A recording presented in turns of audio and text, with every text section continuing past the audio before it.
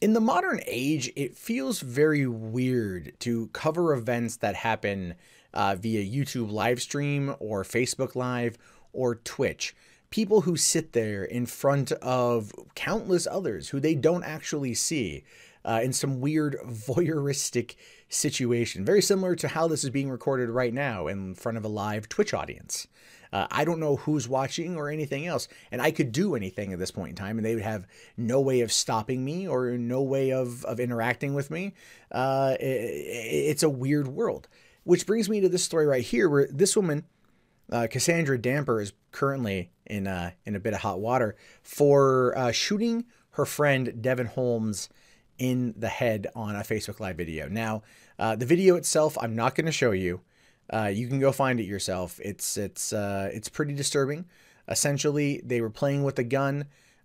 She held the gun, she cocked it, she pointed at her friend's head as if it was like a toy airsoft gun and pulled the trigger. And then you just see blood. And, you know, clearly it was an accident. Clearly it wasn't on purpose. But of course, none of that necessarily matters when the video of this has now gone viral in non-YouTube related spaces. And anyone can watch Devin Holmes get injured. And now he is fighting for his life. And Cassandra Damper was arrested following the shooting at a petrol station. Now, the Facebook Live broadcast shows a man in the back of a vehicle place a handgun between Mr. Holmes and a woman, who say is Miss Damper, both sitting in the front. The woman picks up the gun and points it towards the camera. "You're making me nervous," Mr. Holmes says as he grabs her hand. The man in the back says, "She ain't got no clip," before the woman tells Mr. Holmes, "Say something, bitch," and pulls the trigger, shooting the 26-year-old father in the head. Yeah. Shooting the 26-year-old guy in the head, and I mean, he just goes down. It's pretty intense to watch. I mean, and I've seen a lot of gore stuff, you know, coming out of like 4chan and things like that over the years. But these situations always annoy me because they could be entirely avoided, right? They could be entirely avoided provided, you know, for one, proper trigger discipline was handled, because that was one of the things is when I watched it, I was like, oh, she is just, you know, finger right there on the trigger. And, you know, no knowledge, no gun safety whatsoever. And this particular subject will still elicit the general conversation of we need more gun safety from one side, and the other side will clearly say we need to abolish all handguns. What this woman did, this accident, and I do view it entirely as an accident and one that was 100% avoidable, was not understand a firearm.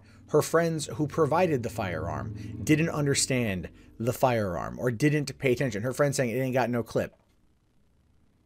Right? I mean, clearly it, you know, I mean, there must have been one loaded in the chamber still. I'm not entirely too sure how the guns work, but that's what I can assume. And it's just one random bullet. And now this guy is on life support trying to pull through, and we don't know what's going to happen with him yet.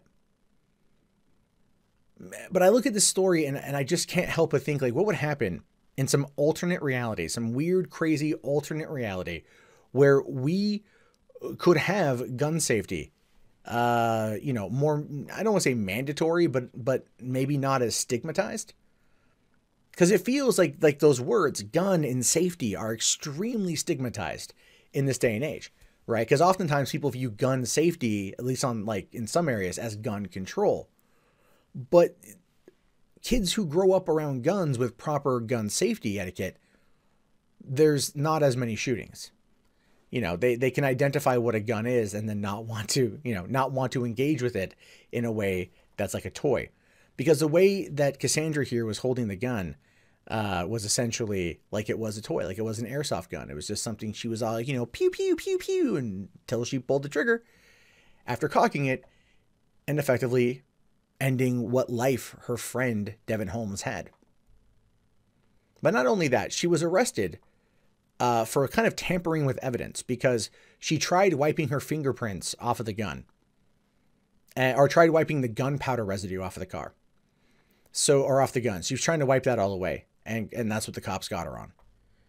And other than that, it's an accident. Clearly the video states it's an accident. Clearly the video shows you it's an accident. But then there was that initial fear that sets in, that fear of, oh shit, I'm going to get caught. Oh shit, this is going to go down. Oh shit, I'm in a fight or flight mode and I'm going to fly the hell out of here. So this is one of those moments where I just want you to think, if you have a gun in your home, just if you have a gun in your home, go double check that the thing is put away someplace safe. Go double check the lock on the safe, or go to make sure that it's away from kids. Make sure that the gun and the ammo are separated. Make sure that everything's fine, because the last thing you want is something like this to happen again. And the fact that it happened on Facebook Live is even freaking scarier, because nowadays, as I pointed out yesterday in the condom snorting challenge video, people will do nearly anything for clicks. Even if it's 3 people broadcasting via Facebook Live in a car playing with a gun. It's all fun and games until someone gets hurt, right? And now we have a guy who is literally clinging to life, and we don't know if he'll survive. What you just saw was a shorter clip from a longer show. The Rustled podcast airs every Sunday through Thursday night at 9:30 p.m. Pacific Standard on rustled.net.